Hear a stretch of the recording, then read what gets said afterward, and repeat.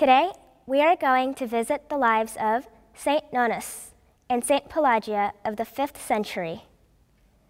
First of all, let's discuss the names, Nonnus and Pelagia. The name or title, Nonnus, was very common, as it was an Egyptian title meaning saint. Its other forms were Nonnus and Ninos, a common name in Assyrian and Syriac culture. The name Pelagia is the feminine form of the Greek name Pelagios, meaning of the sea. The Latin form of this name is Marina. The feast day of Saint Nonnus is December 2nd, and the feast day of Saint Pelagia, the penitent, is October 8th. Saint Nonnus was the bishop of Edessa, Mesopotamia, who, according to a deacon of the church of Heliopolis, was a very great man, a perfect monk, who, by reason of his virtuous life, was taken from his monastery and made a bishop of Heliopolis. His story is almost always connected to that of the dancer, actress, and courtesan, Saint Pelagia. Due to the dramatic qualities surrounding their story has often been disputed throughout the years, to the point where many have said that it is very difficult to separate fiction from nonfiction. Legend or not, let us visit their story, as it has led many to lives of penitence and repentance. The Desert Mothers were female Christian ascetic hermits, often disguised as men, living in the deserts of Egypt, Palestine, and Syria in the 4th through 6th centuries. The Desert Fathers are much more well known because most early Christian texts were written or compiled by men. There are no writings directly attributed to the Desert Mothers. It is said that Pelagia was born in the year 430 as the daughter of pagans. Not much is known about her childhood, but it is said that she was blessed with beautiful features and graceful limbs. Her professional name was Margarita, and she is sometimes even known as Margaret of Antioch. She was described as an immoral actress who had many lovers, expensive jewels, and a large entourage. She was a very beautiful woman who lived a dissolute life in decadent Antioch. According to the Desert Fathers' traditions, then Bishop Nonnus was speaking with a group of 8 bishops outside the Basilica of St. Julian in Antioch. It was then that Pelagia and her entourage of admirers and attendants passed by. She was reclining in a litter and was provocatively dressed. She was wearing her famous jewels, and her head and shoulders were uncovered at a time when women were to be veiled in public. The group of bishops who were gathered outside were shocked by the sight of her and turned away, except for Bishop Nonnus, who stopped speaking and watched her until she was out of sight. Bishop Nonnus then turned to the other bishops and asked, "Did not the sight of her great beauty delight you?" The other bishops were confused and could not form a response to this seemingly strange question that had come from such a holy man.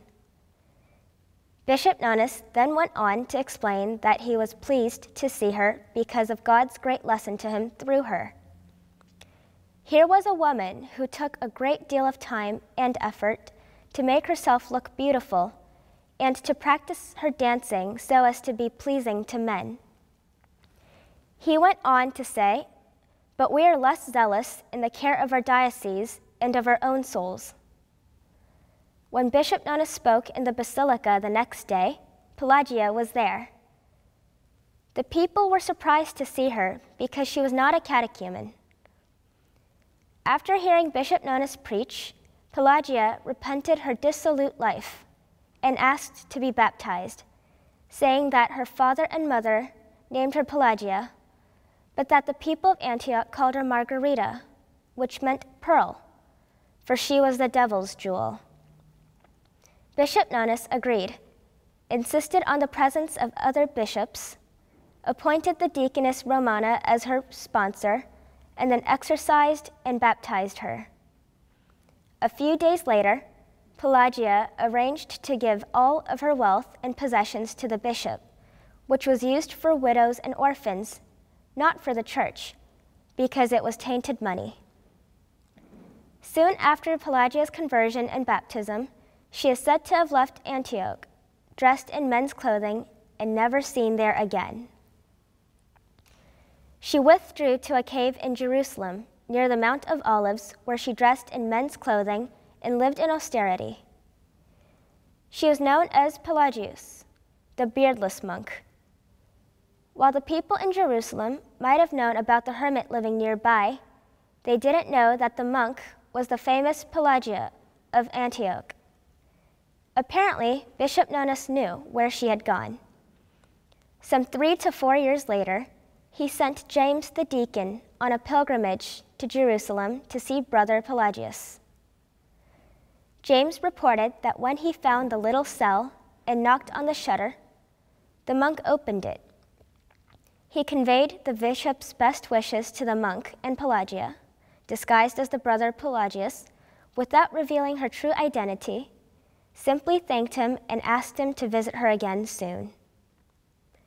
When James returned to the cell some days later, he received no answer to his knock. When he opened the shutter, he found Pelagius dead.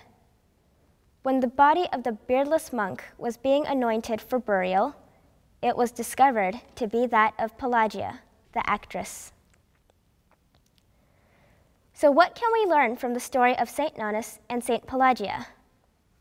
While much of the story is probably legend, it does have some historical fact. James the deacon wrote his account of her life in the Vitae Patrum, Lives of the Desert Fathers. Bishop Nonus had been a monk in the desert of Tavanesi and was summoned to be the bishop of Edessa. He is also recorded as having attended the Council of Chalcedon in 451. Pelagia's story spread rapidly after her death, and since it was such a compelling story, some elements of it were used to produce other saints, such as Marina, Mary, Apollinaria, Euphrosyne, and Theodora. St. John Chrysostom also wrote a sermon based on the Gospel of Matthew that includes an illustrative reference to a performer who lived in Antioch and was suddenly converted. Regardless of the real identity of this woman, St. Pelageya, her story shows us God's love and acceptance of all people, regardless of what their life may have been like prior to their conversion. His forgiveness is not reserved for only a few, but for all. St. Pelageya's life serves as a remarkable testimony to God's willingness to forgive all sinners, no matter how deep or long-lasting their transgressions. Her story shows us God's love and acceptance of all people, regardless of what their lives might have been like prior to their conversion. God's forgiveness is not reserved for a few, but freely offered to all. Thank you very much.